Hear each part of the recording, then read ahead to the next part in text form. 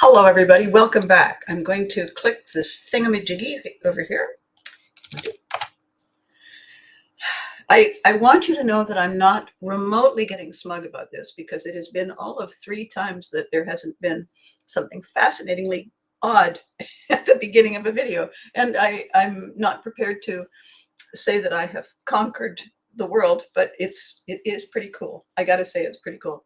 So good morning and welcome back. I'm Abby Hagyard and you are here in my little office in the stars.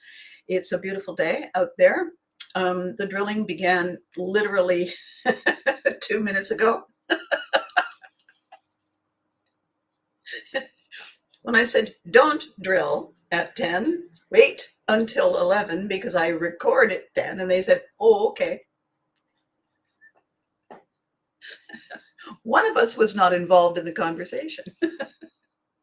So I had a couple of really important conversations, speaking of conversations, a couple of really important conversations with some people that I just love because they're smart, they're funny, they're talented, they put up with me. They keep me kind of on my toes when it's necessary, and it is often necessary. Creative people tend to fly off in circles. And it is so important to have people like that in our lives because they give us the perspective that we can't have on our own, you know? And one of the things that I was talking about with both of them separately, different times, is this conversation about worthiness and unworthiness and who am I and who are they and what is going on. And it really felt like exactly the right story to kind of lean in with. It felt like the right time because on Tuesday we talked about a part of this. We talked about not really understanding why we're exhausted, why we feel disconnected, why we feel bored sometimes, why we just have lost the oomph and the excitement. And a part of this has to do with feeling not worthy. In some way, shape, or form, we come away from early parts of our lives with the feeling, because we can't really point to anything specific, the message we got was usually when we were very young.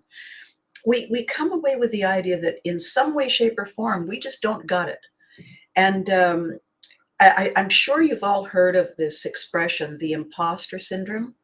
A lot of people feel, and you hear them talk about it, they say, if people only knew what I was really like, as though it's some vast masquerade, and the minute anyone saw the real us, they would say, oh no, stay away, block them off, shut them down.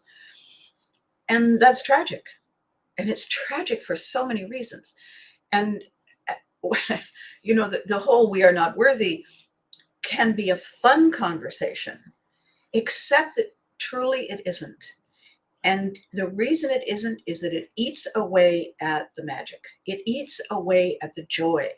And what I wanted to talk about today was not a pep talk, was not one of those no, it's not that at all.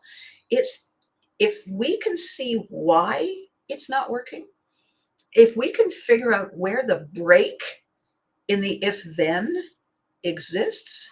Oh, look, the flaw in the wiring is there. That got eaten by a mouse. That fell apart. That got wet.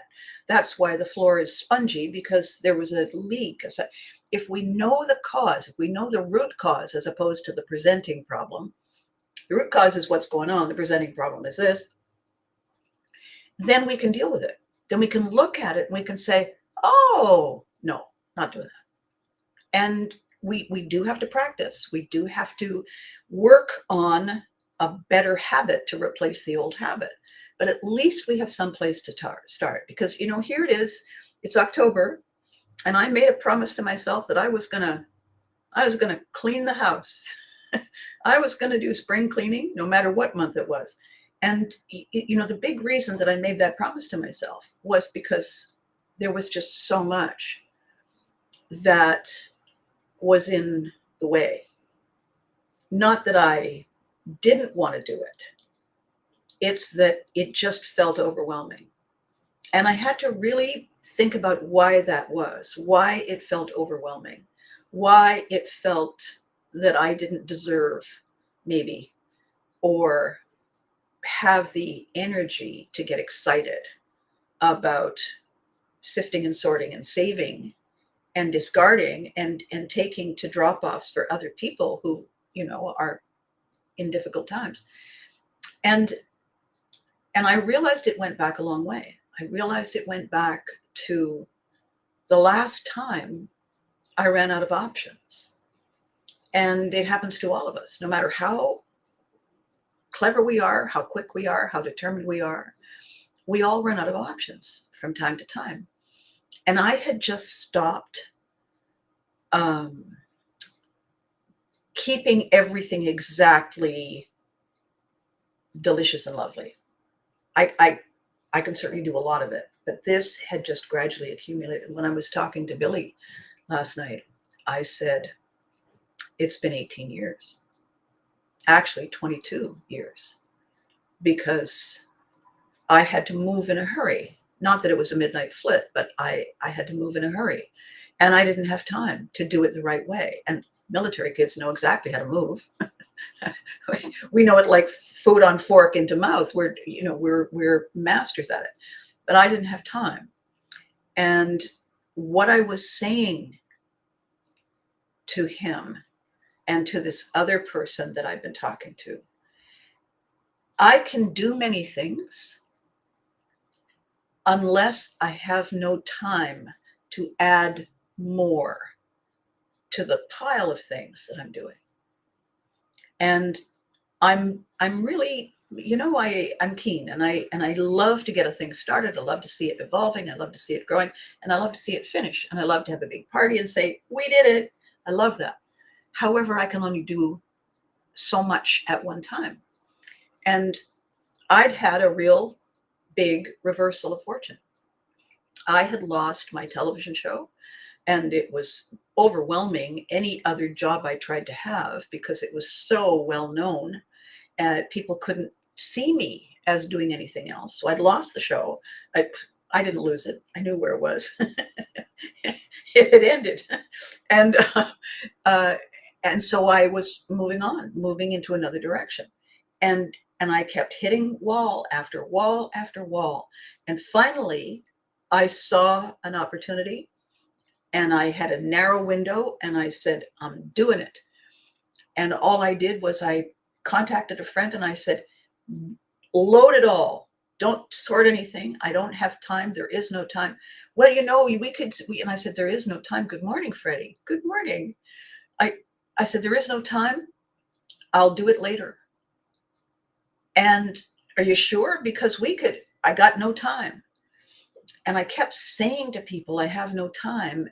And they thought I meant it wasn't important. I don't have time for that. It's not what I meant.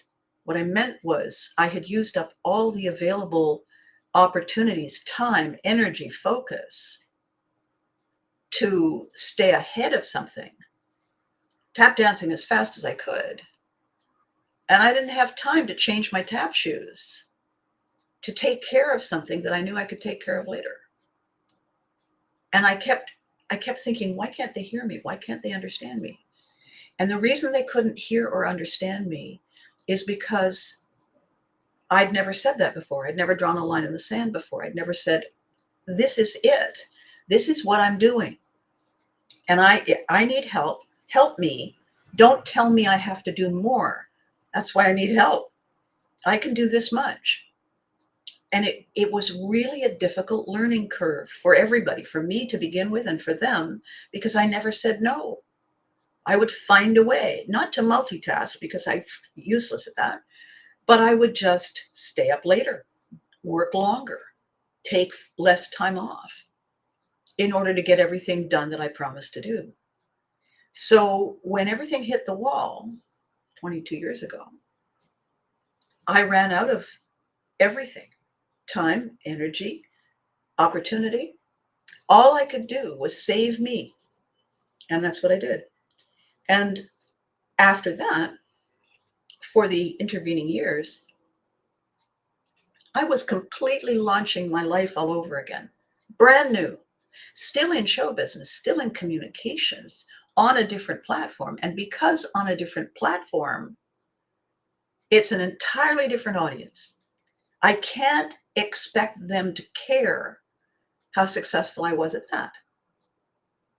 I have to be able to give these people something that they see as worthy, as valuable, as essential, to be able to say, ooh, well, let's talk to her. Let's see what that's about. And that meant a complete reinvention of everything I had done for almost 20 years. That is a lot of resetting. I had to move. I had to move out of the place. I had to move out of the city. I had to go and find another place. I had to settle in. I had to get involved in a new direction on my path while unpacking and getting acclimated and meeting people and opening a bank account and doing all the stuff, going for groceries, doing all that stuff. I was birthing a new me. And in the middle of all of that, I had people who cared about me, people who were there to help me, saying, why do you have to do that? Why? I don't understand. Why? And I said, I don't have time to talk about it. I don't have time to discuss it. I don't have time to listen to your well-intentioned, wonderful suggestions, because bringing something new to the table. But people wanted to say, well, have you thought of this?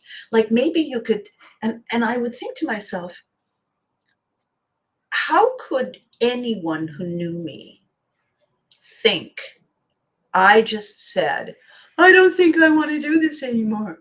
How could anyone who knew me know that I would have exhausted every possible avenue relentlessly until I said, okay, because moving is not my thing. It is among the list of the things that are not my thing. It is the top 6. Singing is the other 4 in the top 10. And I kept thinking, why can't they hear me? And I really felt nothing negative about them. I was having my moment of not clear enough, not present enough, not sincere enough, not obvious enough, that they just said, oh, of course, absolutely. And for the first time in a long time, because I have not been an active duty military kid ever since I was 18, I felt like I was having to reinvent myself for the people who knew me before I reinvented myself for the strangers. And I felt like it wasn't working. So when I had this conversation with Billy last night, I was saying, I need to do this. I feel comfortable beginning this way. Can you help me? Will you help me? Do you have time to help me? And he said, of course, always, absolutely. You know that. You don't need to ask. Have you thought of this, though? And I said, here's the thing, my darling. We've had this discussion, and I have made a mistake because I have said to you, I don't have time for that right now. And you thought I was shutting you down. And what I was saying to you was, I have to do this first. Priority list. Number 1, this. There is no time for me to insert something in the prologue to number 1. This is number 1. Here's why, blah, blah, blah, blah, blah. And he said, I know. The thing is, if you would just, and I said, I understand what you're going to say, and this is a valuable conversation because it's really essential to air it out and clear it out. That's not going to help me until this is done. That's a great idea. It's not going to help me until this is done. He said, yes, but if we do it now, it'll be ready. And I said, then the important thing will never get done. The top rule in writing, by the way, if you're thinking of writing notes for a memoir, notes for a book, and we're going to talk about it later. You can't write and edit at the same time. You never finish a sentence because you keep second guessing yourself. And the thing you were meaning to do keeps falling farther back, receding into the rearview mirror, and it never gets done. It happened with doing the spring cleaning. It kept receding into the rearview mirror because, frankly, it meant I had to reopen the boxes. And I don't. So when I did reopen the boxes, and I did see all the stuff that I had just crammed in without thinking, and I thought, what was that? What was that idea? And then I thought, don't even ask. Are you keeping it or not? And that was what I did. And I was brutal with myself. Are you keeping it or not? Yes, no. No discussion why. Yes, no. And no went into the bags. No went into the bags. Yes went back into some sense of order out of chaos. And when I drove to the drop-off 3 times with a car full of bags, I said to myself, well, hopefully there are people who are going to say, oh my God, I can't believe this is available. This is wonderful. Thank you, universe. Hopefully I'm contributing to that. What I felt driving there was how silly it had been of me to take so long to take care of it. I felt for a moment, because my apartment, I am so grateful. I am so, so grateful. This is a beautiful apartment. And I had not done these small essential things to honor and respect how beautiful it is. And I was kind of, driving in the car, kind of beating myself up a bit. And I thought, okay, but we did this and this and this, and then we had to do that and that and that. And I had to drive back and forth and back and forth and back and forth to the other province because maybe I didn't have time. Maybe it wasn't a priority. Maybe it was just insane to drive 3 hours each way, spend 3 hours in a meeting, that would be 9 hours, to come home and then empty a box. Maybe that's a bit much today. Maybe eat something and go to bed is a better idea. And I thought, that's right. That's right. So in all this long preamble to our conversation today, the theme is the real reason why we think we are not worthy. And I'm going to tell you why. I'm going to explain how it happens. I'm going to tell you what the symptoms are. And then I'm going to tell you how we uncheck the unworthy box in our head. Okay. So, animals on the Serengeti. Can you tell that I watched a lot of Mutual of Omaha when I was a kid? So, Mutual of Omaha, we get to see the animals in their so-called natural habitat, except the ones that are posing for the cameras. An entire television crew is on the Serengeti. None of the animals are saying, this is my other good side. So animals learn by observation, trial and error, mirroring. All animals. The animals on the Serengeti copy what the parent does because it's basic fundamental survival. If you don't do it, you're not going to live to a ripe old age. Do it the way I do it, or stay in the den, stay underground, stay safe.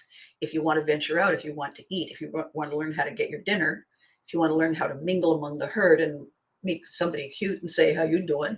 You have to understand how to stay safe. For animals in the wild, and everywhere is the wild, by the way, a house cat out for its moment in the backyard is in the wild. Everything is the wild.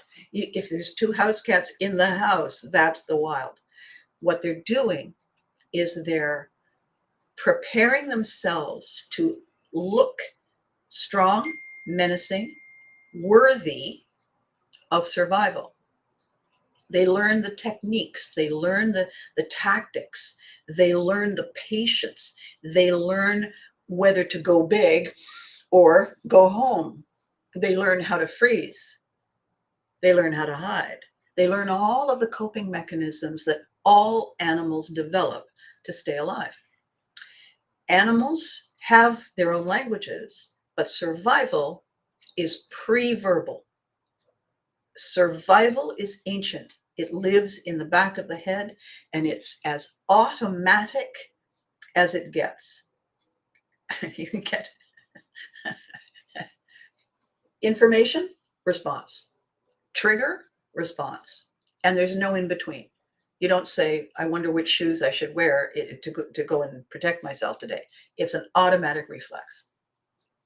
That's wired in. That's wired in from before we knew how to stand up and talk and make fire.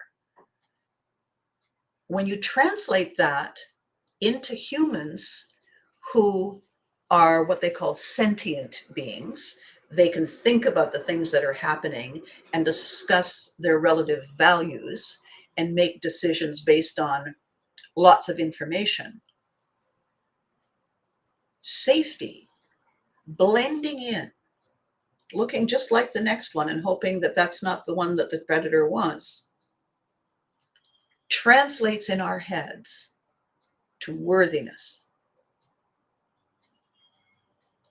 If we are worthy, the strongest member of the tribe will value us, will keep us safe.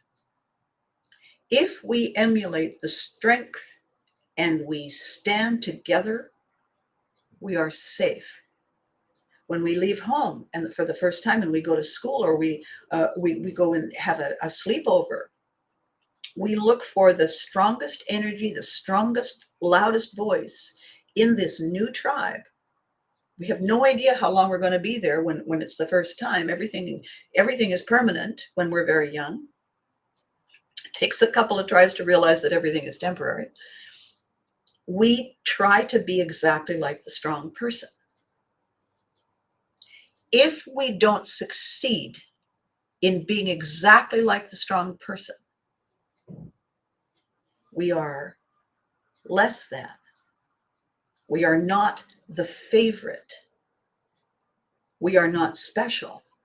We're not part of the inner circle. If we're not in the inner circle, we're in the outer circle, which is outside the cave, which is where the saber-toothed whatnots are waiting for lunch. And here they come. Hello, lunch. Therefore, our worthiness, that we belong, that we are part of something, is a primitive instinct that has been translated without us really understanding it in connection, in belonging, in community, in popularity, in success. And then, how did that happen? Well, somebody says, oh my God, it's the new iPhone. And everyone who wants to be part of the inner circle rushes to get one. Why?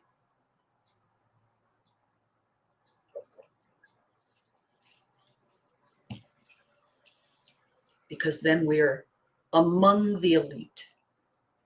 We are the first to have the newest, shiniest, fastest tool to take pictures of cats with. Every time I go into a phone store, can I make calls on it? What? Yeah. Okay, good. Well, it's 437,000 HP. Okay, but I can call people? Yeah. Okay. Am I old school? Well, I'm also a little annoying.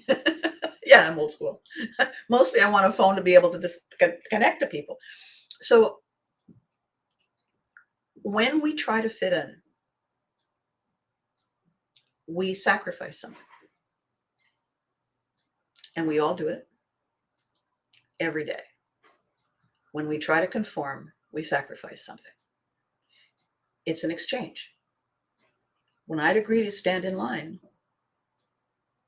I am giving away my ability to stand wherever I want. Why do I want to stand in line? Because standing in line is how I get to the thing I want in this moment. I have not ever really been fond of standing in line. I kind of do it my way. Why? Because I spent my entire childhood standing in line. I spent my entire childhood saying, yes, sir, to whomever it was who had on a uniform with whatever those things were on the arm. Yes, sir. Good morning, sir. I'm very respectful. You earn your stripes. Rank has its privileges. You earn those privileges. However, there's times when I didn't feel like saying good morning, sir. I would have loved to have been able to say, hey, how's your day? On a scale of 1 to 10, how's your day, sir? Because I'm an individual. I'm the kind of person wired to be an entrepreneur. Sort of a juvenile delinquent, only a senior juvenile delinquent. What does that mean? It means that I'm prepared to pay the price. It means that I'm not afraid to be different. It means that I'm willing to carve a path. It also means that if somebody wants to convince me that that's not the way it's done, they better have a really good explanation. And it better be very clear. And it better be spoken to me with respect. Because just because you like it doesn't mean that I am automatically going to like it. Why? Because I have carved my own path for a very long time. And the number of people who in my life have said, well, oh, Abby, that's not how it's done. Listen, you just leave it to me and I'll take care of everything. Yeah. So fool me once. How about fool me 37,000 times? So now what I do is I say, prove it to me. You prove it to me. You show me you're worthy of my time. And then I'm all in 1,000%. Show me you know what you're doing. Show me it's a priority. Show me why it's a priority. Walk me through it so I grasp it. I'm not a convert who runs to the first voice saying, come this way. I know a way. Yeah? Who are you? Who are your people? What was the last thing you knew? How did that work for you? Why am I so suspicious? Because a lot of people just assume things. I have in my life assumed many things. So when we are feeling unworthy, and everything's a learning curve. You start here, you have no idea, hairpin turn, no idea. Wait a minute. Oh, I think I got it. Oh, wow. Hey, that's really cool. Look at me. That's the learning curve in everything. And when we first leave home to go to that sleepover, or we first leave home to go to school, and we rush to find the strongest, loudest, most popular kid to try and be part of that tribe. After the first 4,000 or 5,000 times, I found myself going to school and watching, looking for patterns of behavior that were more subtle than what appeared to be obvious. I waited. I studied people. I looked at what they did. People tell you who they are, not this way. You have to watch them. And so I did. And I would watch and I would think, yeah, that's fairly stupid. I'm not doing that. And it never occurred to me that I was unworthy in that way. How I did feel unworthy is part of the whole Pivotry conversation. How I did feel unworthy was that no matter how hard I tried, we had to move. My effort to prevent that never succeeded. Nothing to do with me. The entire military complex versus Abby. My parents had their issues. They were beautiful, wonderful, talented, amazing people, flawed like everybody. When they had their issues, and I could not override those issues for them, it made me anxious. It made me feel that I wasn't doing enough. I was missing something. If I could just find the thing. And it took a long time to realize that it wasn't up to me to find the thing. It was up to me to understand that that thing was missing. It was not up to me to replace it. It was not up to me to compensate for them because something was missing. I was not unworthy because I couldn't do that. I was vastly worthy for trying. And my passion these days with Pivotry is recognizing that I've learned this lesson really well. I still make mistakes with it. I still compensate. And then I think to myself, but I don't beat myself up because I know where it comes from. I know what the trigger point is, and I know how hard it is to see it. And so I forgive me. And then we carry on. So the feeling of unworthy. Well, good morning, Jeffrey. How wonderful to see you. Good morning, Valerie. Well, hello, dear. Are you wearing clean underwear? There's a thing you didn't expect, I'll bet, Jeffrey. What I said was I would explain to you what unworthy really is, why we feel that, why it's logical. And the reason it's logical, the reason we feel it, is because it is the modern day interpretation of the ancient survival mechanism. And we would be unworthy of survival if we didn't do exactly what everybody else does. What it has evolved to be today is tell me how many pieces of clothing you have with somebody else's name on them. Why does your hat have a logo that isn't yours? Why does your shirt have the name of a sports team that you don't play on? Why do we have a luxury bag or a pair of shoes or sunglasses with something written on them that we didn't say?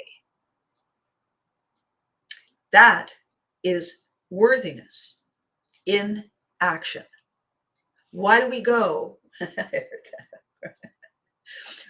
Why we go to see the latest fashions? What's new this spring? Why the entire cosmetic industry and the hair industry and the fashion industry and the automotive industry and the people who design houses and pick color combinations every year? Why that even matters? Why is that so big? We can call it anything you want. We can talk about the Roaring '20s and the Art Deco period. We can talk about the luxury of the 1940s Hollywood glam, and we can talk about the hippie era, and we can talk about the grunge era, and we can talk about, you know, the workmen, and we can talk about the uniforms, and we can talk about the thing that says I'm a this, I'm a that. All of that, those are signs that we wear, clothing we buy, tools we use that say, I qualify because I have this. I am worthy. My dear, sweet, wonderful friend Dave was a mechanic. He didn't fix cars, he fixed airplanes. He didn't fix the engine parts, he fixed all the rest of it. So when a bird hit a plane, he was fixing all those dimples. And he had a very, very clear idea about the kinds of tools that were acceptable to use. And periodically we would go to a hardware store, which, you know, if you newly met somebody who's mechanically inclined, don't go to a hardware store with them. Don't go. Wait in the car. Go do something else. Trust me. He said, I never buy those tools. Why not? They're cheaper. He said, that's right, they are. They're cheaper because they're cheaper, and because they break, and because they don't have the strength to perform the function they're supposed to complete. And therefore you waste time and you waste money, and you end up spending more of everything to keep buying an inferior, worthy tool. I save my money and I buy the strong one, and I've tested them. I'm not buying it for the name. The name is, however, telling me that they pride themselves, their logo, their reputation is for strength. Okay. And then sometimes, we will hear people having conversations saying, we always used to buy blah, blah brand car because it was always the best something, something. And then all of a sudden they're saying, they don't make them the way they used to. Everybody says, in my day, but there are definitely times when a big decision in a top level at a car manufacturer, they will make a decision that will change the quality of something that people came to rely on. And all of a sudden people aren't buying their car because that was the reason they bought it, not for the color, not for the size of the fins on the back in the 50s and 60s. Worthiness is a function of safety. How we perceive safety today is not survival of the fittest, is not look over your shoulder, unless you're a woman alone, leaving a job late at night, and you're parked in a parking lot somewhere with not enough light. Then believe you me, safety is everything. Does it mean I'm worthy when I made it home? Yes, it does. The translation is, I was strong enough. I qualified to survive. That's where I'm coming with the definition. I am worthy because I am strong enough, because I did the work, I did my due diligence, and I was strong enough to survive anything that might have happened to me. That's worthiness. Where it goes off the rails and where we begin to feel the whole Auntie Val, oh, Freddie.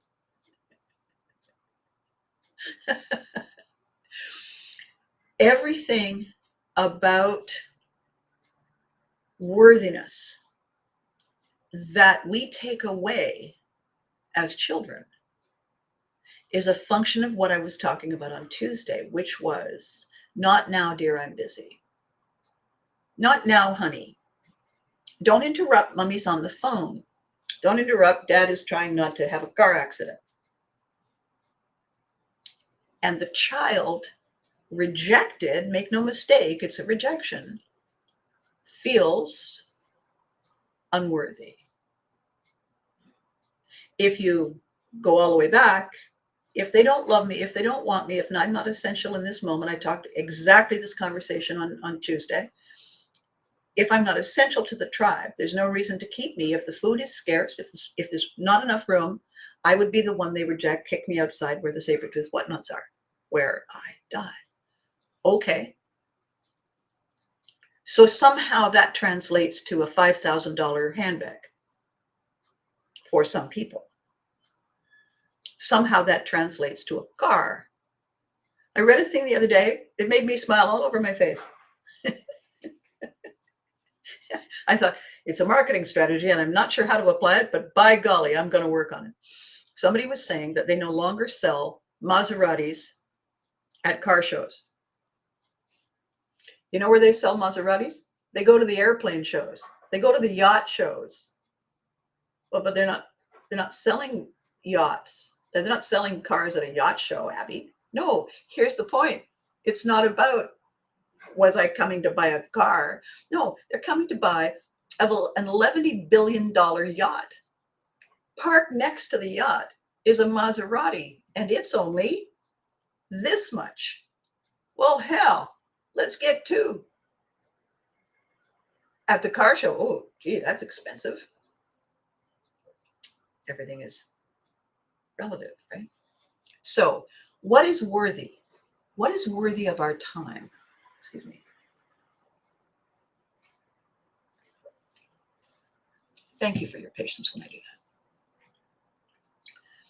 What is worthy of our time? What has earned the right for us to prioritize it, to make it number one? What has proven itself to me that it qualifies under my definition of worthiness? We don't have those conversations. And we should, because having that conversation becomes part of curing ourselves of this horrible feeling that we're not enough, that we never will be enough, that we're an imposter, and that we have to tap dance really hard for people to believe that we actually are good enough. But deep down, we know we're not. What a horrible, horrible way to live. Where did we learn that? We didn't learn it. We assumed it. We saw this, we heard that, and we said 4 and 3 are 11. And we never checked. We never checked. How we fix that together, you and I, is we have conversations like this.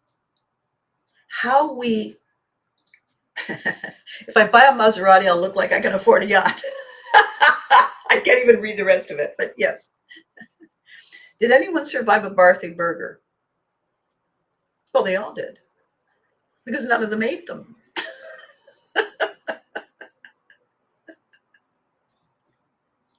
Did you ever see anybody eat them? No.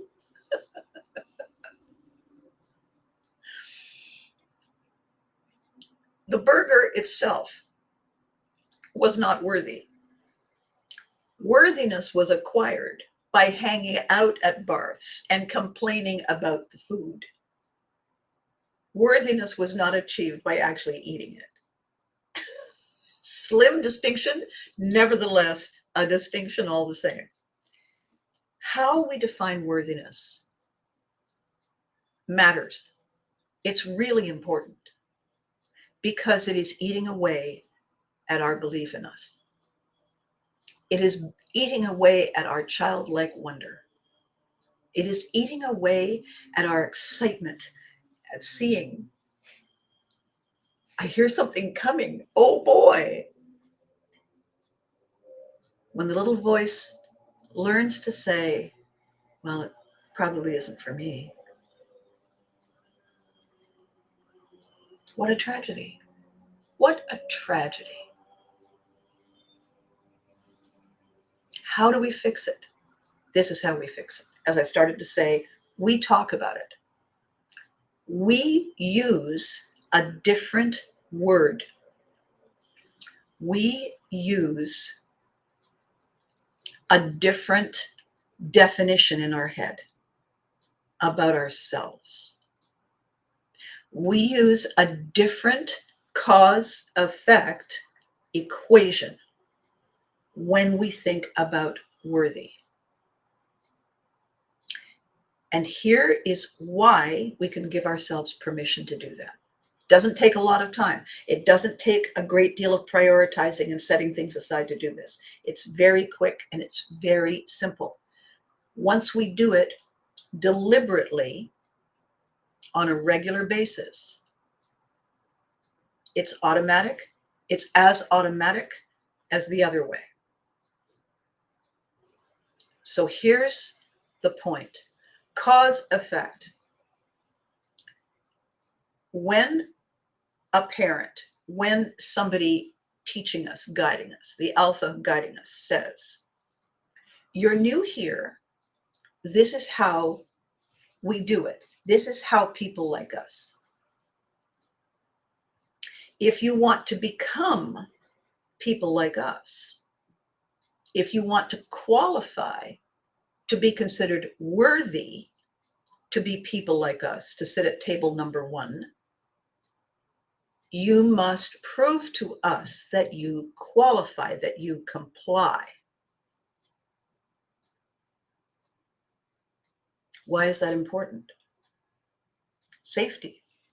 We've done a lot of work culling the herd. We've got the strongest people. We are the best. If you're going to join us, we have to make sure you qualify. Let's see your resume. Give us some references.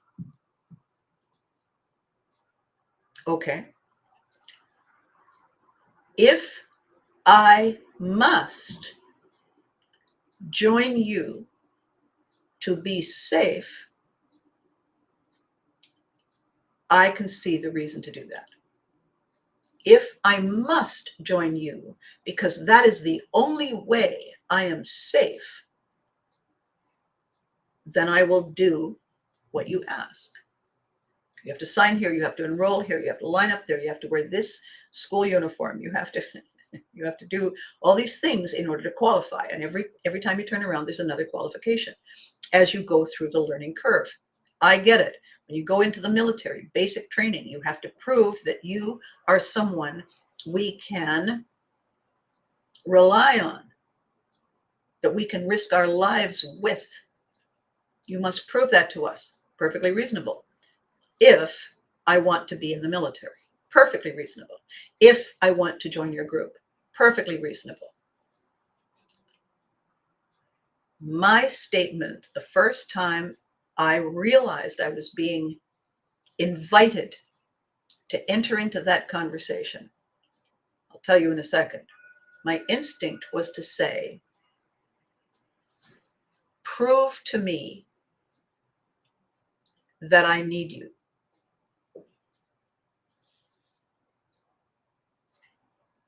I'm the new kid. That's right. You need to fit in. No, I'm the new kid.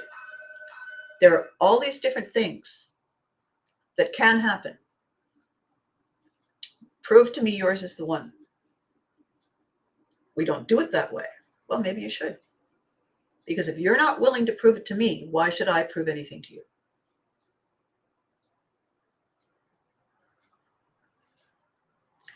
I know what you're thinking. Oh, Abby, you have no idea. You just don't know what it's like. You go to a new school. Yeah, I do know what it's like to go to a new school.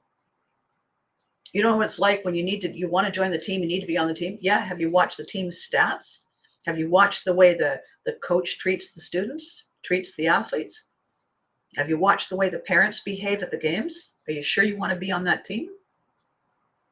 It means everything to me. Which part? There's a lot of stuff in the news about a part of the music industry, a part of the very, very, very upper scale famous industry that is alarming. Really alarming. Why did people say yes to all these unspeakable things? It was in direct proportion to how desperately they wanted to qualify, how desperately they wanted to be accepted, how desperately they wanted to be able to say, oh yeah. They didn't look at the cost. In the innocence in the beginning, they didn't care what the cost was. When they discovered the cost, for many of them, it was too late. My personal story, and this is what you have to do to comply. So we were overseas, and then we came back, and my dad said that when he retired, he would never shovel snow again. And so we retired to Florida because so far, no snow.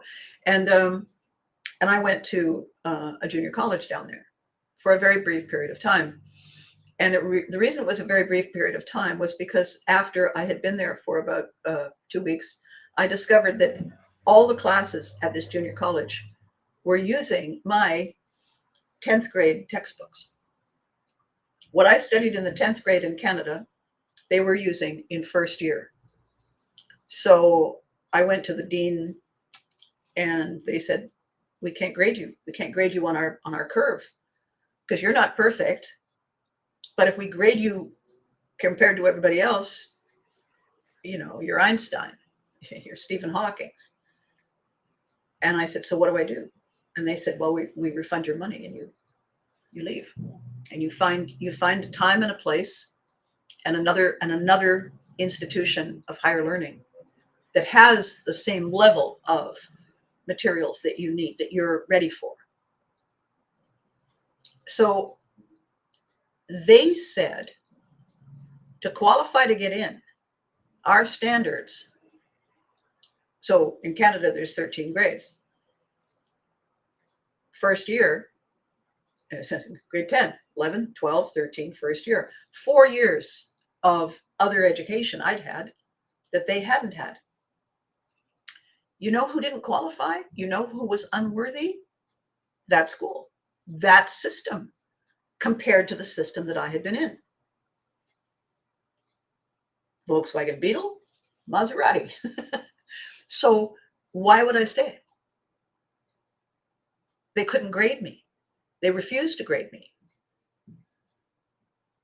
There was no reason for me to be there.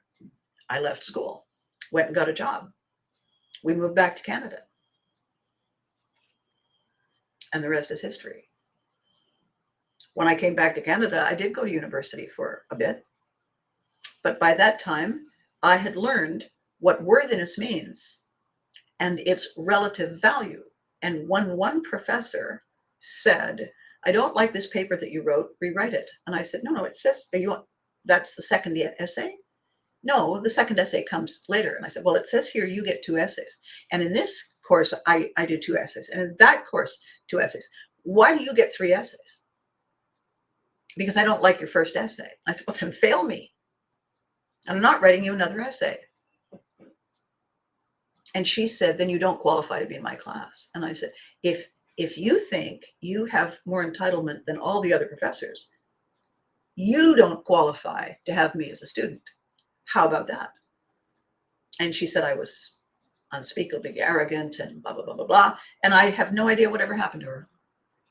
Because I had reached a place where I said, do I wish to comply? What's in it for me? What's in it for me today? Witham T, what's in it for me today? How do we fix I am not worthy? How do we fix I am an imposter? The question we ask is, who are they? What do they have that becomes my priority? What is it they offer that is more important, more valuable, more treasured than what I offer?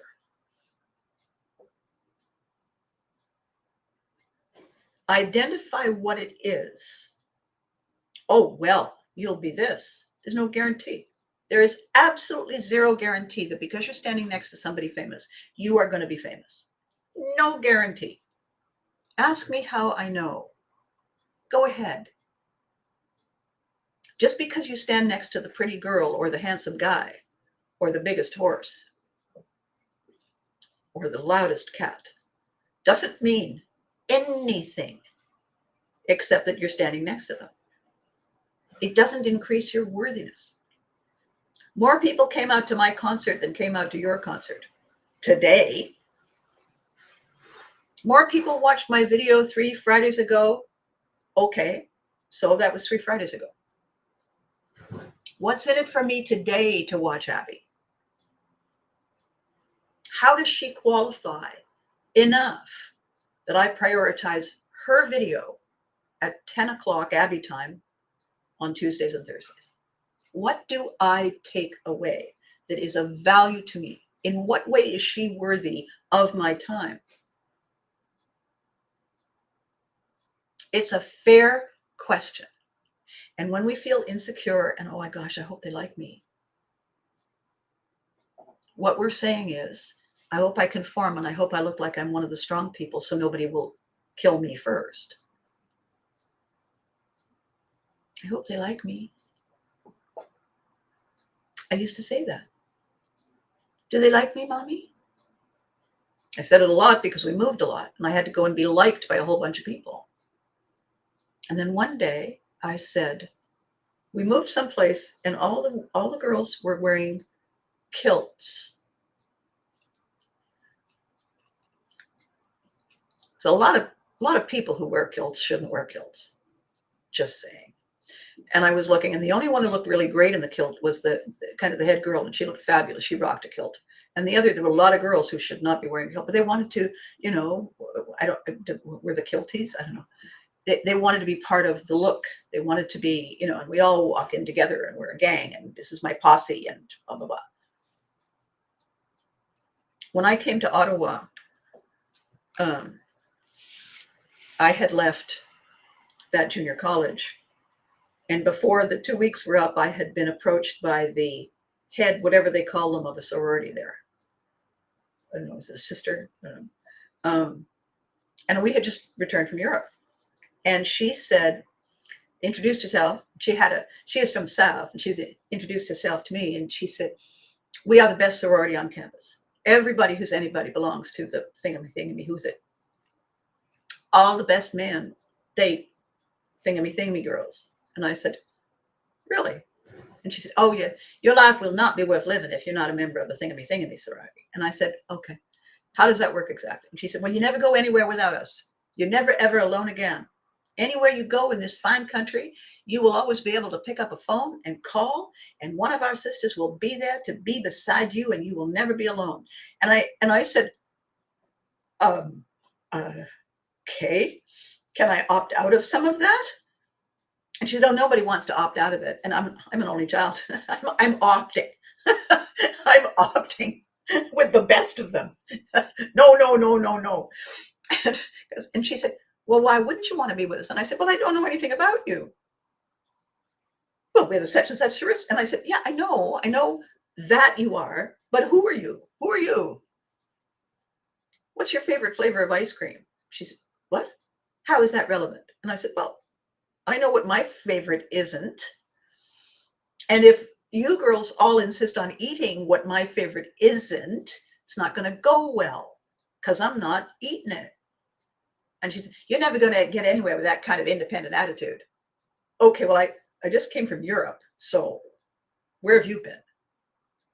South Beach?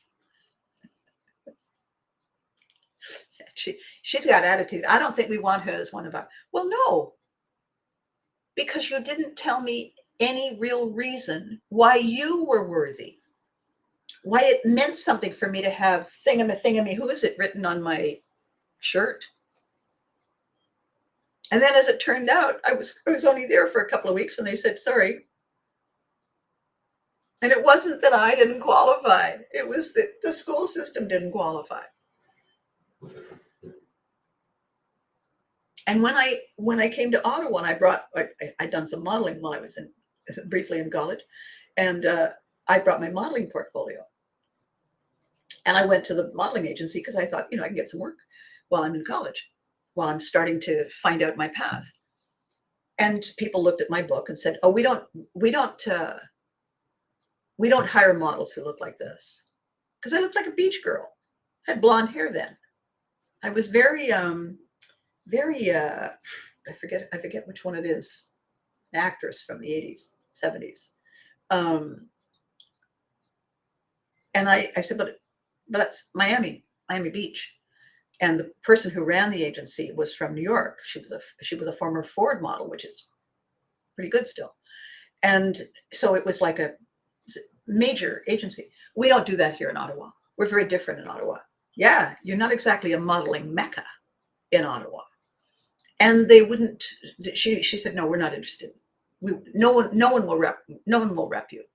No, but I'll tell you, after the first performance job I got, 3 of the 4 agencies, hers being the outer, hired me to teach the models how to own their public moments. It was one of the first jobs I got. Teaching the broadcasting schools, teaching at the acting schools, teaching at the modeling academies, teaching executives how to own a room. Because I had been taught how to do that. And I was making a living doing that. I did not ask Ottawa to qualify to me. I did not ask companies to qualify to me. When they said, we'd like you to audition, I felt that was fair. I will audition for you so that you can find out who I am.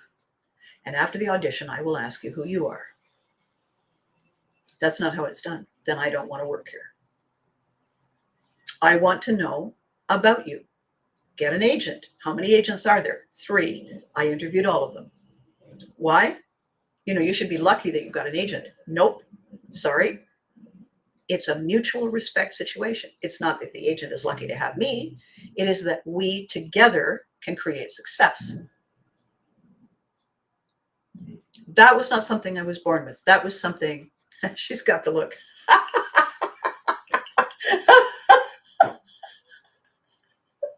Oh, Freddie.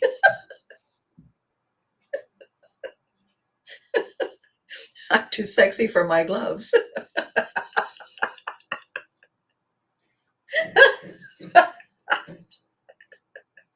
Boy, there's a moment. Right, Mom? Now I can't get the song out of my head. Oh, dear. So here's the deal. It's 11 o'clock. This is running long. I don't want to run much longer. How we fix it is, who are they?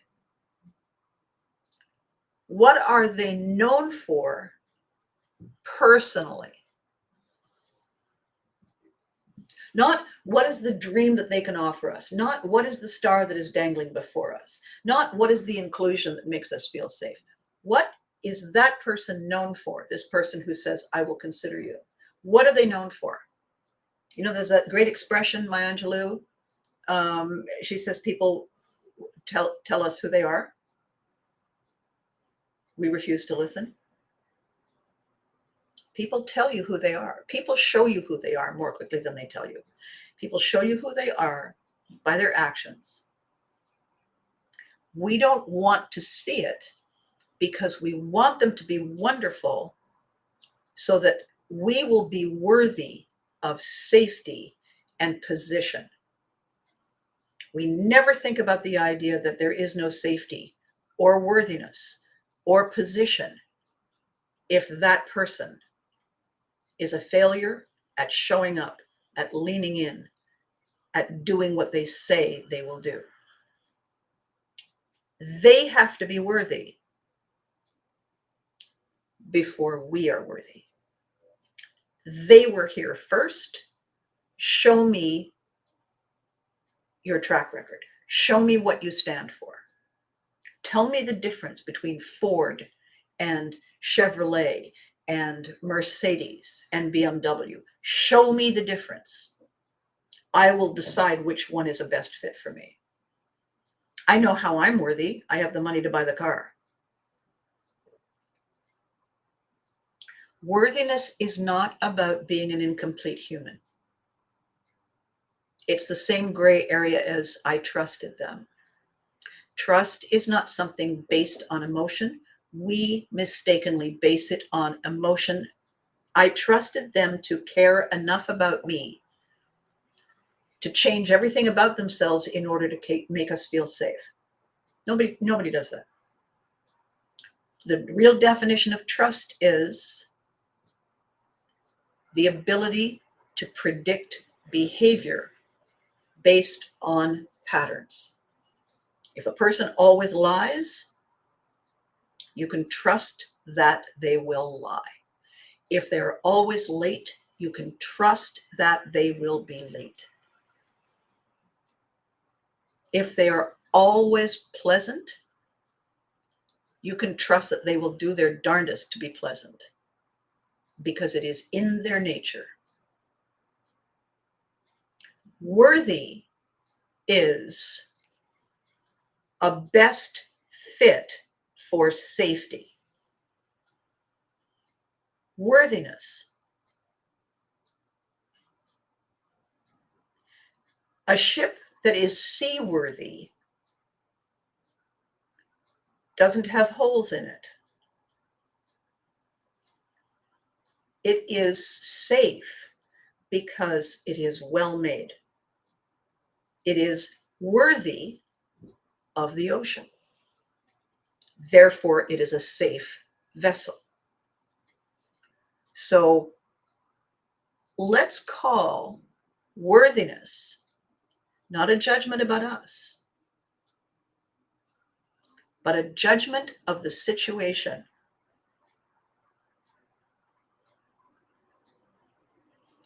Is that my best priority? Does it fit? Does this dress make me look fat from the back? The dress is not worthy. Not really big on the diet book either, as a matter of fact, now that we get down to it. Take, if we can, if we need help, that's what the group is for. We talk about this. I feel like such an imposter. Based on whose definition? Based on whose need? Based on whose decision? What are you looking at, comparing yourself to, that you think is not an imposter? What do they do? What do they represent? What do they bring that makes you think that's better than us? That's better than me. If you are an adorable little hippo in a Disney tutu from Fantasia, and you find yourself mingling amongst the giraffes, it can happen. And the giraffes are all prima donna runway model types. And here you are, this cute little hippo in a tutu. There's going to be attitude. I can tell you that right now. You look at any giraffe, those eyelashes, that kind of down gaze, there's attitude there. The little hippo could have her feelings hurt if she tried very hard to be worthy of the giraffe set, because she's not a giraffe. She could be the prize of the giraffe set because she would be the only hippo that any giraffe group had, and especially one in a tutu. So the cure is this: recognize what you are calling worthy and unworthy. And I have this amazing worksheet. One of the things that's going to be so fun when we finally got the website where it needs to be, I've got a whole bunch of downloads. And one of them is the worthy unworthy sheet. And it's awesome. It's really great, and it's really helpful, and it's really an easy get, and it's kind of funny. Because as you're doing it, you're thinking, oh, for God's sake. Because what I'm trying to do, as laughter can better than anything, what I am giving you is a tool to defang, to declaw, to deify the notion of worthiness as being good enough. Because we are exactly who we are supposed to be. And every stage, every step, every phase, every learning curve is exactly who we are supposed to be. As we evolve like a flower, every stage is exactly who we are supposed to be. And if we are a Fantasia hippo with a tutu, and we would really like to be tall, well, you know what? I got great shoes. You had 3 inches under you, and you're taller than every other hippo in the crowd. Okay, my lovelies, this is an important thing for you to take away. It's not only important for you, it's important for the people that you love. When someone has had a rough time and they are feeling less than 1,000%, it is very, very easy to feel not worthy, not good enough. I don't have the energy. I think I'll just stay home. And that is tragic, because every one of us is not only exactly who we need to be, but we, every single one of us, is a very essential thread in the tapestry of life. Every one of us. Exactly as we are at every phase of who we are. We are all the definition of worthy. It's kind of a group picture in the dictionary. Okay? The weekend is almost upon us. The tides are turning, the wind is shifting, getting out the fall clothes, keeping out a couple of pairs of shorts and t-shirts in case the weather has no idea what it's doing. So it's a busy time. Be good to you. You deserve it. You're worthy. Remember to hug your loved ones. They're worthy too. Thanks for watching.